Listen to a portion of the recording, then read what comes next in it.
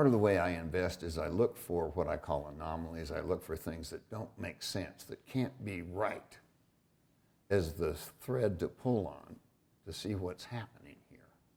And this has led me to some spectacularly good investments, like Apple, when it was selling for $2.50 a share and it had $1 a share in cash. And of course, didn't have the iPhone.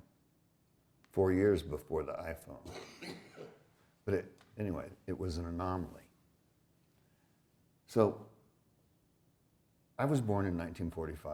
By 1948, the world order had been set in place.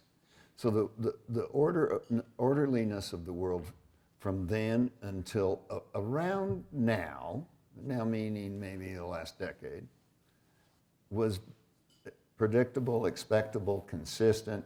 The future would be a larger and better version of the past with some whoopsies and interruptions, a little stumble called recession, some missteps like a foolish war in Asia. But overall, the trend was the trend, and one could count on that. Well, I have really, really bad news for you. That game is over. The world order that worked from 45 until recently ended, and it ended with no one sending anyone the memo, hey guys, the future will be different starting tomorrow. The big event, 1990, 91, was the collapse of the evil empire, the collapse of the Soviet Union. Now everybody noticed it collapsed, but nobody connected the dots. Well, what does that mean? So the US went on protecting all of our allies, making the oceans completely safe. A little whoopsie with the Somalia pirates, but that got back under control. But the deal we made with our allies is, if you will make sure you don't like the Soviets, we will protect you and protect the sea lanes so you can source natural resources one place, take them, manufacture them another place, and then take them a third place to sell them. And we can develop what came to be called global supply chains that run all around the world. Right. So slowly, people begin to realize, wait a minute,